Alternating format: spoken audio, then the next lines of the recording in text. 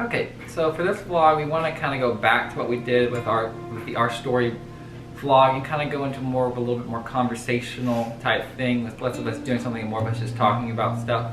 So in this one, we're going to talk about premarital counseling, which is something that Haley and I did when we got engaged, and kind of like both of our takes on that. So for me, I thought the premarital counseling was really, really useful.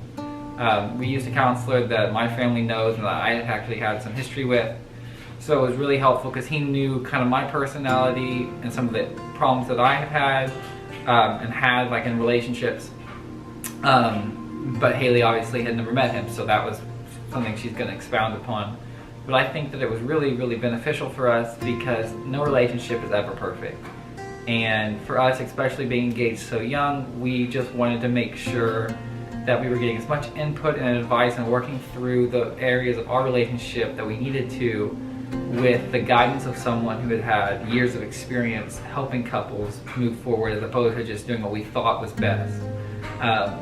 And I think it also helped to have a very God-centered counselor who tried to do things biblically and tried to lead us in that way.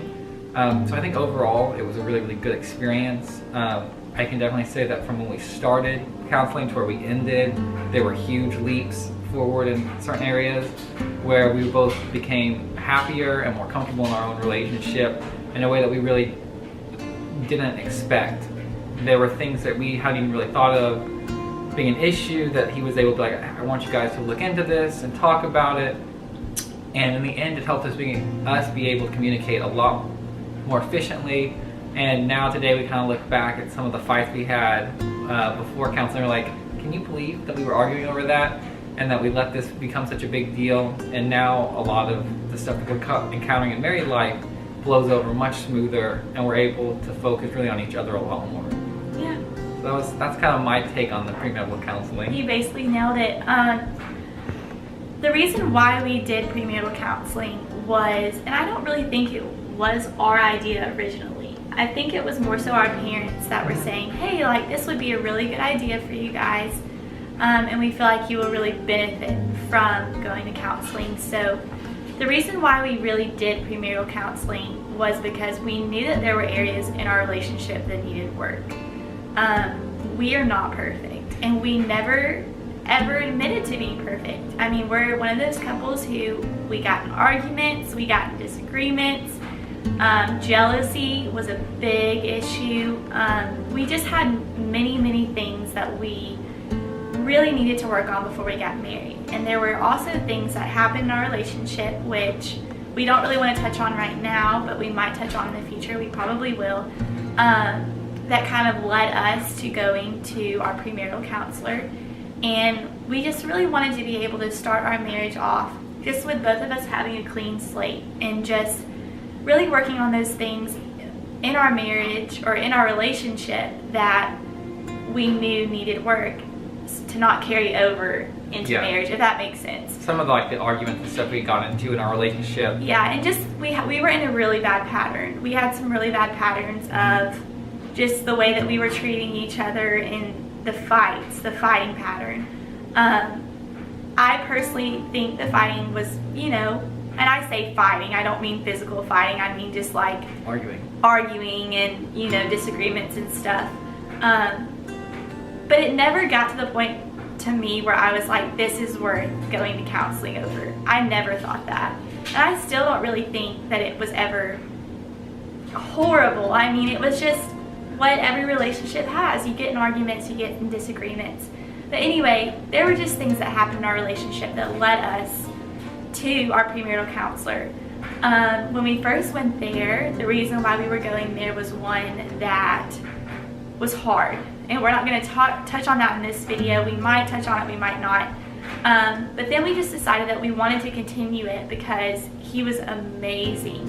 And we knew that, he would really help us and help our relationship moving forward. And he really did. But it was hard for me because, like Oakley said, his family had already had experience with this counselor. They all go to him, they still go to him, but I had never met him before. And so it was really hard for me just to open up about my emotions and my thoughts and my feelings and things like that. And plus, I've never gone to a counselor before.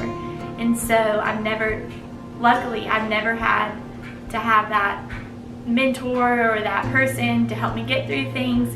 So it was just a whole different experience for me. But the longer we kept going, the more I realized, okay, like this isn't that bad.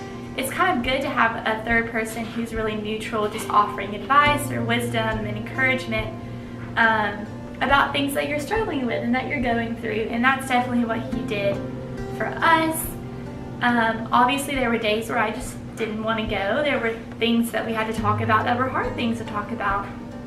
But overall, 98% of the time I always left feeling better than when we got there. And I think that that's something that when you leave feeling better than you got there, you feel like you've accomplished something. And so I definitely think that premarital counseling was so worth it. We still go to him. We go to him once every 2 weeks. But we're hoping once we get through a year of marriage that we can just go once a month and start weeding time off, because it's hard to stop when you start going. And marriage is between a husband and wife and God. And I've always believed that with every piece of me. And I'm kind of to that point where I'm like, not hating on him or anything, but I'm kind of to that point where I really want me and Oakley to be able to navigate through life by ourselves. And I know that we'll get to that point, but I just don't feel like we're there quite yet. But I really do hope and pray that within the next year or so we're not going at all, and we have him as a fallback for if we ever do need him again. And he knows all about our relationship, all about our story, which is just such a big blessing. But I am ready to kind of be able to tackle some of life, and we do tackle a lot by ourselves, but I'm just trying to be open-minded and just ready just to kind of experience life on our own. I think that's an important point. Yeah. Which is, when we first started doing the counseling, our hour sessions were, from the beginning to the end, we sometimes even went over to having stuff to talk about that we were like, I'm frustrated, I'm mad, this is not how I want it to be, this is not working.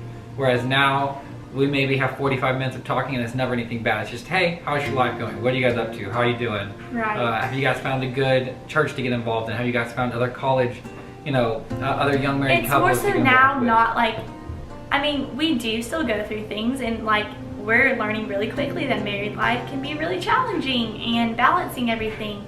But now more so than anything, it's more of like a check-in, like, how can I be praying for you? What are some things that are happening that's really good? Or what are some things that aren't going so well? It's not much so as us going and, talking about everything that's going on in our relationship that's negative. But that is something that I do not like about counseling. And I'll just be really open about that. And this could just have been me experiencing this. And also, I did write a blog on this. I'll put it in the description below. I noticed really quickly that I don't really know how to describe that, being really more, analytical of Oakley. And it would be after we talked about something that I never really noticed before. And I can't even think of an example to give you, but I noticed that I literally expected him to be perfect. And I never have expected that from Oakley, but after going to counseling for so long, I literally was like, okay, well, our relationship should be perfect. Like he should not be doing anything wrong, and he should be perfect all the time, and he should never make mistakes. And that's a horrible way to think. And I never thought that before counseling. And so in my blog post, I talk a lot about what we've already talked about, just wanting to kind of dwindle off and be back by ourselves again. But I also talk about just this, and I talk about that, you have to be really careful not to expect too much of your husband or wife, and not to just expect that going to counseling is gonna fix everything, because it's not. You're still gonna have arguments, you're still, gonna go through those hard things, and that's totally okay. But I really, really, really did. Like, I guess when stuff just would come up in our sessions and I had not paid attention, like I was like this, from that point forward, and it was just a horrible, horrible thing. And I hope you guys are understanding what I'm saying, but just, I guess the biggie for me is that I really do think premarital counseling is a huge blessing, and I feel like if you have the opportunity to do it, you need to. And whether your relationship needs work or whether it's perfect, I mean, go you if it is perfect. I do think that everyone should do premarital counseling, but I do think that you just need to be aware in advance that it is hard.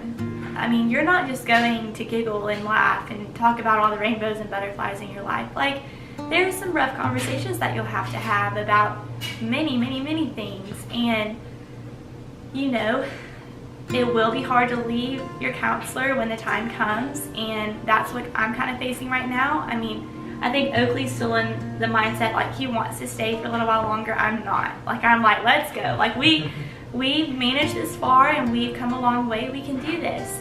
But that has led to us working together and saying, okay, you know, you still want to go? I'm totally cool with that. Let's give it until the end of summer and see where we're at. But along with that too, you just have to be very, very careful that you don't become so judgmental of your spouse. And I think that's kind of the point where we got to. I know, at least for me. I don't know. No. Yeah. I guess for me, it causes you to like overanalyze everything. That's what I was looking for. I literally overanalyzed every single word Oakley spoke, all of his actions, and it just is not healthy. And I still find myself sometimes having to tell myself, okay, Haley, you are being ridiculous. Like, none of us were created. The Lord did not create us to be perfect, and it's not fair for you to just call out Oakley every time he makes a mistake. And so I was really not doing that much before we went to counseling, but since counseling, that has been something that I've really been convicted of it, and I've had to sometimes step back and be like, okay, Lord, I know that I shouldn't be critiquing his every single move in my head, and I know that I'm just overanalyzing what he said to me tonight, and he really didn't mean it. But I think if you can do that and you can get to a point with your spouse where you're comfortable just saying, okay, you know, we've done our premarital counseling, we feel like we're in a really good place, we know that it's there if we need it in the future, then that's good and that's okay. Yeah. So. Can I add my number one thing I think we've learned from our counselor? You can. So, like we mentioned, for us, one of the biggest things that we touched on the most was how we argue. And our counselor helped us break up. Haley is our hair on fire arguer who, whenever an argument comes up, she feels like her hair is on fire and that the only way to fix the fire is to have the argument and finish it. I am the fire avoider, so as soon as an argument comes up, I avoid the fire. I just try to say, let's get some space, let's create a situation where neither one of us is in an arguing mood, and we'll move forward. And so what that created for us was this big cycle where an argument would start, Haley would want to finish it, I would want to just put it on the back burner, say we'll deal with this at another time when we're less passionate about it. Which caused me to get angrier. So then she would get madder, and then I would try to get further away. And so this led us into this cycle where an argument could last for 3 weeks because I didn't want to necessarily have to deal with it right then, thinking that it would just get better with time. But the longer we went, the more Haley got anxious about it. And so he helped us to really quickly identify, okay, there's a time, Oakley, where you just need to be able to step in and say, no, we're going to just have the argument, we're going to just deal with this problem. But also, Haley, there's got to be a time when you're like, okay, I understand this, you just need some time. Let's just take a step back and approach another day. And he really did help us find that balance and just really and truly how to work on that as a couple. Another thing that I want to point out that he uses with us all the time at least is that men are like Rubik's Cubes and women are like tissue boxes. And he would sit there and just pull out the tissues and just say, this is Haley. She's just throwing all her emotions at you. This is what she needs to do. She needs to vent to you. She needs to tell you exactly how she's feeling every single second of every single day. And that's what girls do. Whereas with the Rubik's Cube, you want to sit there and like, so what you're telling me is you want me to solve your problems and fix it and just understand that this is a logical problem. And he's like, you can't, the tissues and the Rubik's Cube don't work together. You have to be able to switch between the two to have a good relationship where you can actually solve problems together. And actually, our counselor's wedding gift to us was a Rubik's Cube. The Rubik's Cube he used for us. And a tissue box. A box of tissues and a stack of Post-it note gold stars, because that was what he gave us every time we complete a session. And we would do really well. Done really well, did really well for the week, learn something new, come into the office with telling him, you know, we faced this problem, but this is how we resolved it, and we're moving forward. And so he gave us an entire stack of Post-it notes with stars drawn on them. So Yeah. that for us was the best thing, is not necessarily getting praise. Praise is good, but we didn't want to be overinflated. But every time we would do something, it's like, I respect the way you guys are walking through this. And we Or I went see through some you hard, changing. oh my goodness, we had some, especially over the summer, we had some rough, hard times in his office. It just makes me want to cry. And I think looking back and just seeing, oh no, I'm gonna get emotional, and just seeing how much we went through to get to where we are right now, and just to be so happy and just to be doing so well makes me so happy. And so I'm telling you guys, I would do it in a heartbeat. Just be really aware of the 2 things that I said. And I'll link, again, the blog in the description below. But we love you guys, and we just thank you so much for coming on this journey with us. And again, if you do live from where we are from and you want the name of this guy that we went to, we just didn't want to say his name because this is going on the internet, please contact one of us and let us know, and we'll be happy to share with you who we went to, who our premarital counselor was. And if you just want to hear a little bit more about our experience, we'll be happy to share that with you as well. And we can just kind of point you in that direction. But you guys, thank you so much for just everything. I'm just blown away that out of 21 subscribers, I really never thought we'd get 21. Yeah, we so did hey, really well. we're there. But we love you guys, and we really appreciate you, and thank you so much for watching this video. I know it's a little bit lengthy.